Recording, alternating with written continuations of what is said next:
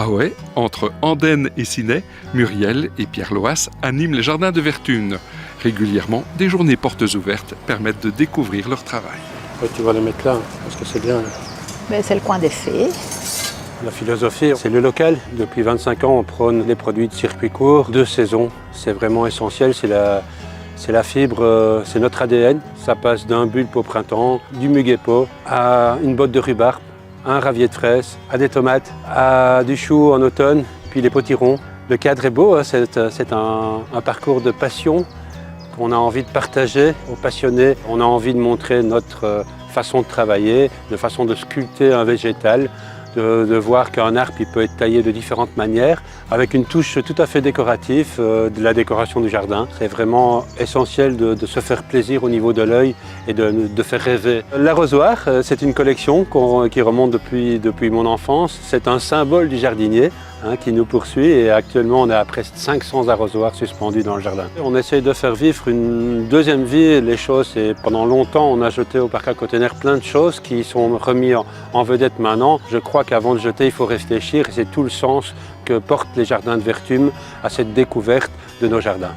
Elles ne passent pas inaperçues, ces fritillaires blanches avec leur large corolle en clochette. Elles sont destinées au sol frais, contrairement aux muscaries qui préfèrent les terres drainées où ils peuvent se ressemer. Alors au printemps, au jardin de Vertune, on peut trouver des bulbes fleuries en pot. Ces bulbes ont été plantés, comme la tradition le veut, au 15 octobre. La plupart des gens oublient ou sont fatigués un peu de la saison du jardinage. Nous, on les cultive pour vous. En pot, on va s'en servir, on va fleurir la jardinière, on va fleurir la terrasse et puis on va les planter au jardin une fois que le feuillage sera complètement fané. À ce moment-là, il va revenir naturellement au printemps suivant dans le jardin. L'horticulture est aussi spécialiste des plantes aromatiques peu connues, comme cette oseille rouge au feuillage décoratif au potager et surprenant dans une salade. Bien d'autres découvertes sont proposées. Le chou marin Cambrai maritima, cette plante qui vit naturellement sur les dunes, les prés salins, se plaira chez nous dans un sol plus sableux, donc pas trop lourd. On va la forcer, on va lui mettre un pot de terre cuite au printemps quand elle va vouloir pousser et l'utiliser crue ou cuite avec un goût excellent pois asperge. La consoude de Roussy ou la grande consoude, l'ami du jardin, on va l'utiliser dans le compost comme accélérateur ou à la plantation des oignons et des pommes de terre puisqu'elle apporte énormément de potasse. Plante très intéressante qui doit être l'ami du jardinier. L'angélique, une plante vigoureuse qui va très fort se développer, qui aime bien les sols profonds, humides, humifères. Une bonne compagne, très culinaire. Cette variété est particulière parce qu'elle va rougir au moment de sa floraison. Donc elle va complètement devenir rouge.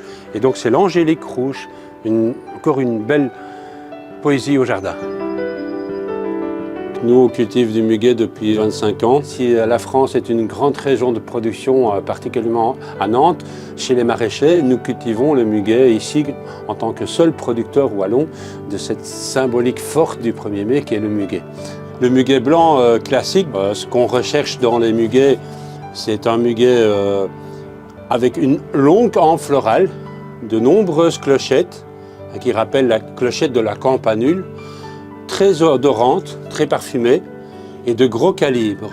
C'est les caractéristiques du muguet belge. Celui-ci est un muguet rose. C'est vraiment une particularité, spécialité de chez nous. C'est un muguet qui va fleurir rose. On force, on rentre des pots en février, au moment où la nature tente à se réveiller. On va le rentrer avant l'heure, on va le mettre dans une serre qui va amener une température clémente pour arriver au 25 avril, à peu près avant l'heure du 1er mai, avec un muguet tout à fait épanoui. Alors ici, on est sur un autre mode de production, sous couche, on appelait ça sous châssis, et le fond est chauffé par la couche de fumier. Donc c'est l'inertie de la chaleur du fumier qui va chauffer le sol.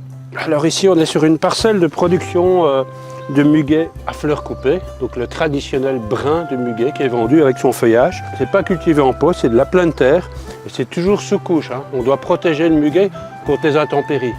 Notre grand ennemi, c'est la pluie. Un orage, une pluie de 20 minutes au moment de la floraison, c'est fini, le muguet il est brun. Chaque année, le 1er mai, les jardins de Vertune ouvrent leurs portes pour fêter la floraison du muguet. Je porte bonheur.